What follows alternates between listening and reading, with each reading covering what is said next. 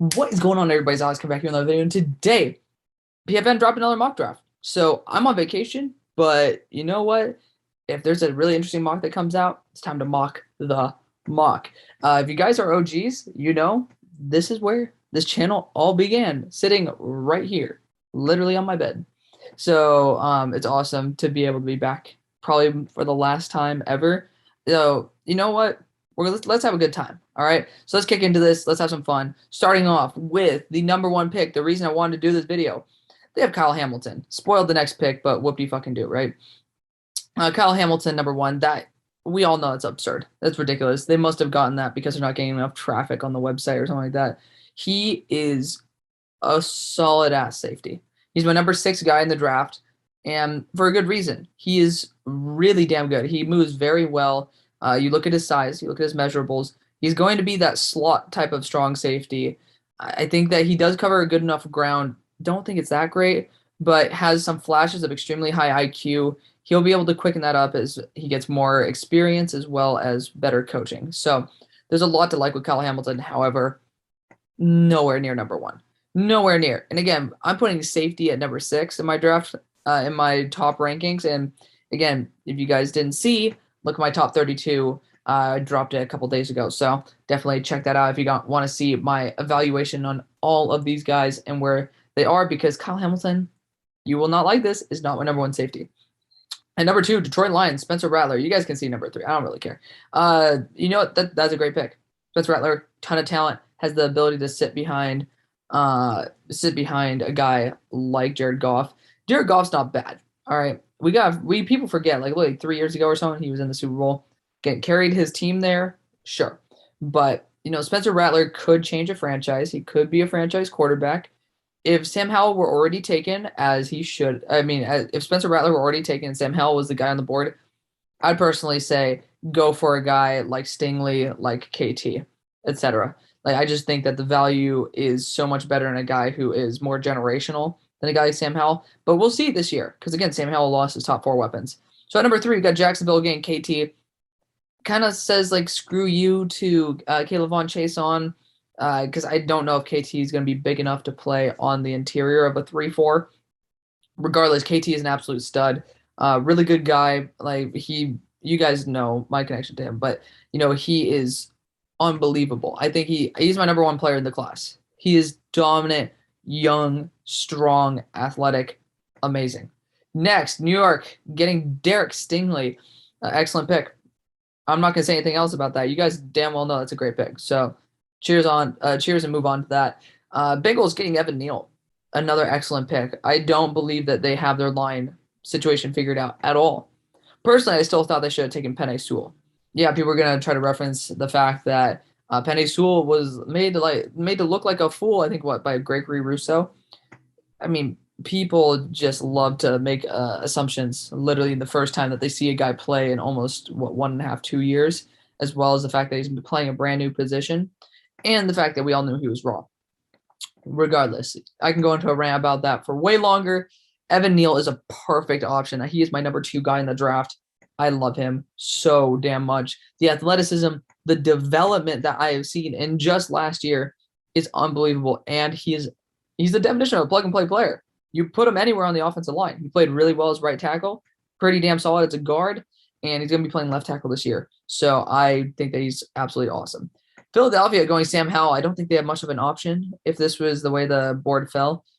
I started dropping my opinion on Sam Howell a little bit. I was projecting that he would show that he can carry the team, but there's a reason why UNC hasn't been completely dominating every facet of the game. There's some parts of it that their defense isn't great, but it's also the fact that Sam Howell wasn't able to have 4 elite weapons and the 2 best running backs arguably in college. He couldn't bring that to the top 5. So, there are some reservations in there, but we can see Sam Howell develop. Again, there's nothing wrong with not being perfect before. That's why we want to see progression. If Sam Howell is able to light it up, he's a guaranteed top 5, top 6 pick. Number 7, Giants getting Olave. I already know some of my fans here, y'all are crazy high on Olave, and I like Olave, right? I thought that he was a top 25 player in this last year's class before he opted out, and that probably pushes him up to top 20 for me. Because again, I think he's going to get better, but also get older. We don't need to go into spiel about that. But his drops are a huge issue. I don't think he's that great after the catch. And those are two things that are a very big deal, especially in the NFL that likes to start doing where pretty much after the catch is where you make most of your yards. You get a little bit of separation, quarterback hits you, you have to make your own yardage after that. So there's nothing wrong with Olave at all. Excellent route runner, solid enough speed, pretty damn good athlete. I just think there's better wide receivers in the class. And if New York's picking at this spot, you go after a more impactful position than a wide receiver where you can get a guy like Bryan Edwards, that obviously nowhere near the same talent, but the value is similar for where Bryan Edwards is taken, I believe, in the 4th. So there are gems that you can pick up in the draft. That's why I'm saying you don't need to do it at number 7. Number 8, Drake Jackson to the Falcons. You know my opinion on Drake Jackson, nowhere near my top 32. Inconsistency, man. If he's able to make it semi-consistent, where it's like, okay, like once a drive, he does something pretty damn good. Okay. Yeah. You know what? That's where coaching will make that even more consistent, et cetera. But you need to be talented, man. And Drake Jackson has raw talent. You don't draft that at 8. Gregory Rousseau had more talent than Drake Jackson ever has. And he was drafted earlier than honestly I expected. So I don't really know what people's hype on Drake Jackson is. It also led me to look at Sean Ryan, who is an absolute stud. Panthers getting Garrett Wilson. I really couldn't complain about this until the fact that they have Terrace Marshall Jr. It's just if they don't keep even if they don't keep Robbie Anderson, then it's okay. But that's disrespectful to Robbie Anderson and kind of saying screw you to Terrace Marshall. So there's a lot better positions. The Panthers line is still pretty garbo. You can fix up, continuing helping out that defense, which is still great. There's stuff that you can do. And I think that going wide receiver with Terrace Marshall isn't the best route. If that number 9, I'd be looking at a quarterback as well, potentially. But, we'll see. Number 10, Giants going Kenyan Green. I think that's honestly a pretty damn good pick. Again, he's not my top guard in the class. He's not my top interior offensive lineman for sure, but I like where the thought is. And I know a lot of people think Kenyan Green is an excellent offensive lineman. He will have a lot of versatility moving, if I'm not mistaken, to left tackle this year. There's a lot to like about Kenyan Green, and I'm glad they're investing in the offensive line. Again, there needs to be a pick about a quarterback here. I don't really care if people clearly still believe in Daniel Jones. We're projecting what will happen a year from now. Like, there's definitely people's opinions will change over a 17-week schedule. Not 17-week schedule, 17-game schedule. Number 11, Broncos, Christian Harris. I think that they got their run stuffer in Josie Jewell. Christian Harris is he needs to build a lot more on his athleticism. And he has a lot of potential there. And I love that. The Broncos picking another defensive player, if you are at number 11, is, in my opinion, extremely stupid. We saw Drew Lock show potential, right? But how much longer would you need to wait until it's about damn time for him to actually put it on the field in terms of wins, right? So obviously there's a lot of factors that we don't ever get to see in this. That's why NFL ends up with like the Dolphins being at the number 3 pick. Grant, that was Houston Texans pick. You get what I'm saying though. There's a lot of factors that can change a team's positioning based off of injuries, scheme specific stuff. There could be a reason the Broncos are here, not because of Drew Lock. Then you could take a shot on a guy like Christian Harris. Sure. But I think there's a little bit more to be had right here with the Broncos. Also, offensive line's a semi underrated need with that right tackle spot, but there's not many problems with Denver. They're a Super Bowl roster with a bottom 5 quarterback in the NFL. That's me being generous. I would say bottom quarterback in the NFL. So just saying. Number 12, Raiders getting to Marvin Neal. Unbelievable athlete. Honestly, I wouldn't be too shocked if Denver Broncos would take him. He is 290 pounds, moves like 260. And he can play on the edge. I think that's where he should play. Probably going to be more of like a 3 tech. But, he can fit any defense that you want him to as long as you don't stick him over the nose. And I think that he'll light it up. He's my number 2 edge in the class. And that's above a guy who I have extremely high, and that's Adam Anderson. He is an elite threat. So I think Vegas Raiders would be an excellent spot for Neal to be able to take on a bigger role. Cardinals going Isaiah Spiller. There's no way in hell Isaiah Spiller goes anywhere near this high. I'm sorry, the running backs of this last class didn't go until 24-25. ain't no way in hell Isaiah Spiller going before 26. All right. Like he's going to go at earliest 26, unless he has a really, really good year, which that's perfectly fine. I'm bugging on this MDS term, but regardless, I mean, Isaiah Spiller, nothing against him. He's not worth it. He's not worth it. If you don't think Najee Harris was worth it, Isaiah Spiller sure is telling worth it.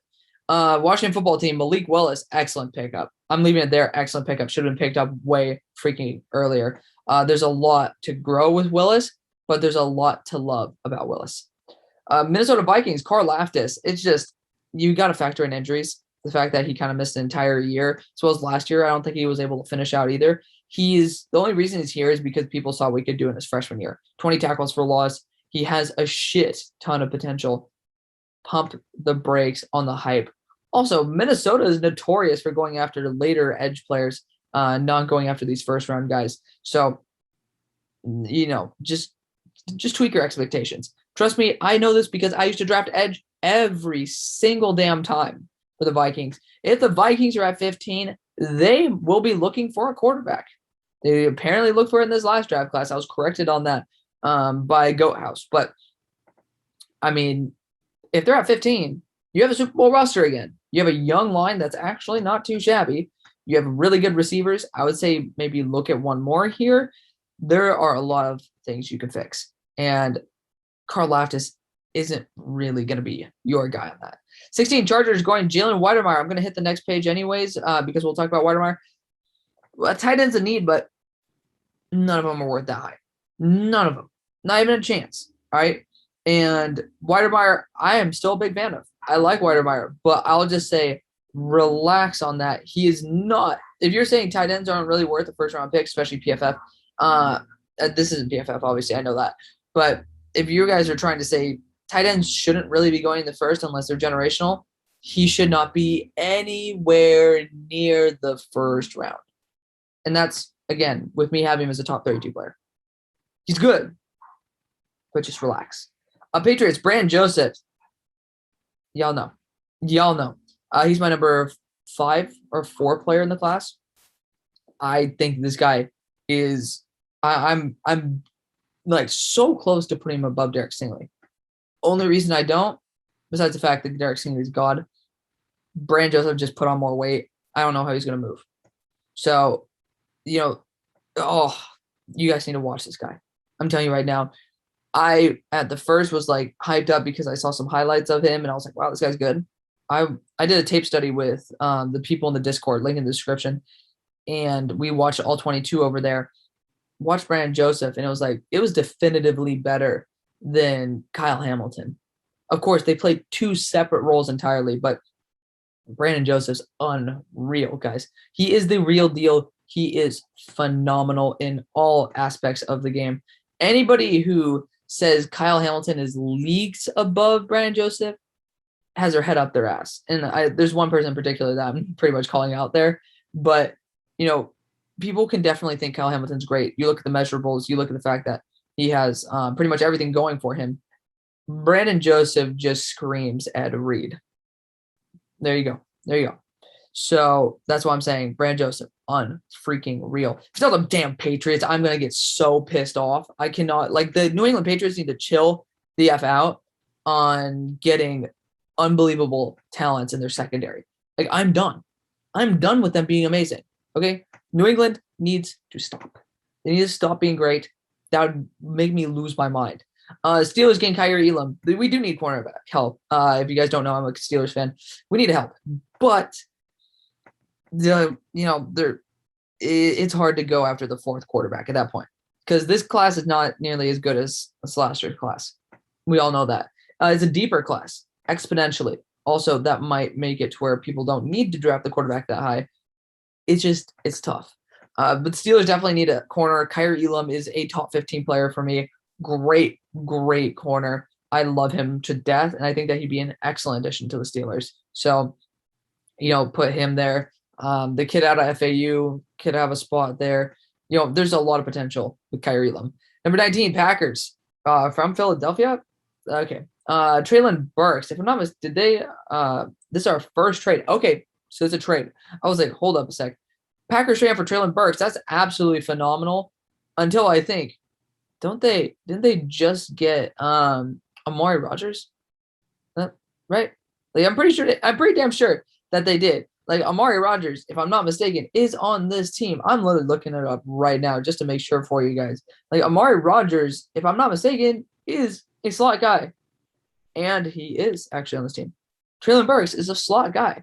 If this were Garrett Wilson, all right, cool. We're good. That's going to be an elite wide receiver core.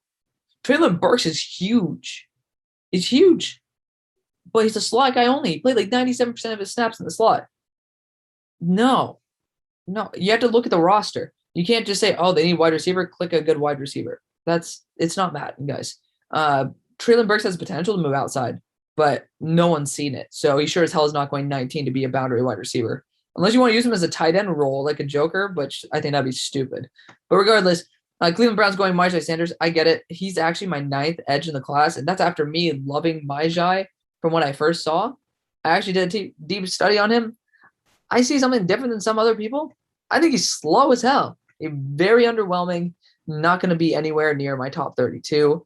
And again, that's me being a huge fan of Cincy, putting them, I believe, in my top 4. So they call me crazy, which you're valid to do so. I just don't think Myjai Sanders is that great compared to the rest of the class. I think Zach Harrison's better because Zach Harrison's just a fat ass, right? Like he has a lot of potential if he swaps his weight for muscle, right? He moves very well for his size, but you can see that he doesn't take care of himself. And that's a huge difference between the line of Ohio State edges that there have been. So there's a lot to like about Zach Harrison. He has flashes of a toolbox. He has flashes of athleticism. If he's able to correct his diet routine and be able to put on muscle, recomp his body a little bit, like keep the same weight, sure, buddy. But if he's able to do that, justified. Especially for like even the Cowboys. We didn't even talk about how the Browns could use Myjai Sanders. I'm like just talking about Myjai on his own. Obviously, we know he'd be a great replacement right there for Jadeveon Clowney. But Cowboys don't even need an edge compared to some other needs, in my opinion. Zach Harrison's not going to be your answer. You have enough, like Aldon Smith had personality issues and then he came in and balled out. Sure. But there's some damn good food in Dallas. I live in Dallas. There's some damn good food. We don't need Zach Harrison pigging out at a bunch of pizzeria joints and fried rice joints and just being Zach Harrison. He needs help. Apparently he has 4.47 speed at that weight. That's what I'm saying. There's a lot to like about Zach Harrison, but there's also red flags. 22 Titans going Drake London. That's kind of, it's redundant again. Really redundant. Why do you need Drake London? The Titans could get offensive line. I mean, Dylan Radunes has potential, right? They could go after offensive line if they want to. Don't really need to, want to. Wide receiver, yeah, I guess they can. Josh Reynolds is not going to be there, and they can use him in the slot where Josh Reynolds would be. But, I don't know. Defensively, their secondary got older. You can get help with that, but they also added some good pieces. I'll respect them on that one. There's a lot to like about Tennessee as well. Linebacker Harold Landry might not be there after this year. I'm not sure. Edge, always been an issue, always will be an issue. There's a lot of issues with Tennessee. And Tennessee Titans fans hate me, but I think they'd hate this pick too. Jets, Jordan Battle. And I love Drake London, by the way. Big fan. Jets getting Jordan Battle. Fine. Really solid safety. And I think they fits pretty well. Big fan of him. He's perfect all around, in my opinion, but there's just nothing spectacular about him. Colts. So I see that they're not going to be giving this to the Eagles, which by the fact that Wentz is probably going to start week 1, I think this should be a Eagles pick, but I respect the fact they didn't do that. Colts getting Rasheed Walker. No, this guy is almost UDFA for me. He's crap. I'm sorry. There's no IQ. There's lapses of IQ. Doesn't use his length well at all. Literally looks slow, sloppy. No, I'm sorry. There's almost nothing to like about Rasheed Walker. Straight up. I did a deep study on him. Nothing. I was ready to coordinate him as my tackle 1. Ended up putting him as my tackle 10 or 9. No. Just no. Bears getting a Maud Gardner. Did I see the Bears trade up? Yeah, Bears traded up. Yeah, Sauce Gardner's freaking great, and they need one. They need another corner. So I would absolutely love this. Sauce Gardner, another top 15 player on my board. So big addition for the Bears. I don't like the fact that they're continuing to like suck out all their picks, but this is worth it. Justin Fields and Ahmad Gardner, as well as I'm bugging on his name. The guy, the tackle that they got last year, Tevin Jenkins. Those talents were excellent value. So okay, fine. I'm fine with it. Just hopefully the Bears don't continue trading up for guys if they aren't that type of caliber as like this. He's definitely worth it. But I'm just praying because the Bears are getting older in certain positions. Saints going Aiden Hutchinson. Don't think he's worth a first rounder at all. No disrespect to him. I just don't think there's anything like super unique about him. Chiefs going Andrew Booth. He's my number 11 player in the class. That's all I gotta say. Extremely athletic, has some pretty damn good coverage skills as well. You know, I put him as my corner too, just depending on the scheme. And the Chiefs, they're going to be in a division with Henry Ruggs and stuff. Andrew Booth is going to be perfect to mirror Henry Ruggs and be able to shut down anything deep. People are trying to say that he overflips his hips and stuff. Really, you don't think that a corner coach can help him with that? Like, this is where it's like, if you really had these issues, then you would never even draft Trey Lance because he had a lot of stuff to fix, right? So he goes number 3 overall. Get off your high horse. Andrew Booth is worth a lot higher than a 27th overall pick. There's a lot to love about him. And again, things can be coached out. Detroit Lions, Justin Ross. You got to see a full year. You better see a full year, but there's a chance. 29, Baltimore Ravens, Zion Nelson. He's solid. I think my 32nd guy. He might have not made it, to be honest. He might even be 28th. He's anywhere from like 28 to 33. He's solid enough. You know, he's a solid tackle. Don't think there's anything special about him, but he's a solid tackle. That's all I get to say. Eagles, finally their trade back. Trent McDuffie. I think that fits perfectly, and I don't even like Trent McDuffie. So I don't think he's that quick. I think that's a little bit overrated, but that's a pretty damn solid pick. He's not in my top 32, but I think he's an excellent fit. And yeah, I mean, I love it. Absolutely love it. It's going to be a great replacement for Steven Nelson, who's there for a 1-year deal. Buccaneers, Breece Hall. I mean, sure. Buccaneers can do whatever the hell they want, and I'd be fine with it as long as it's good enough value. Breece Hall's my only first-round running back. And lastly, Buffalo Bills, Perry and Winfrey. No. I like Perry and Winfrey. He's my number 34 guy. No. They literally just drafted 2 edges. One of them could be kicked to the inside on some packages. Just like, why? There's other things that you could be bolstering here. So, you know, this draft started out terribly, and there were some god-awful picks in here, but honestly, there was some really good ones too. You know, Kyer Elam probably shouldn't be here for the Steelers, but, you know, I've never seen someone put Kyer Elam to the Steelers. And Kyer Elam's fallen to 32, right? So there's definitely some bright spots here. I hate the fact that New England actually got an elite safety right there. But hey, we all have our opinions. That's what makes this draft community amazing, is that we all get to express it in our own ways, and we hear back from you guys. So let me know what you guys think. Thank you guys so much for watching. See you on the far side. Peace.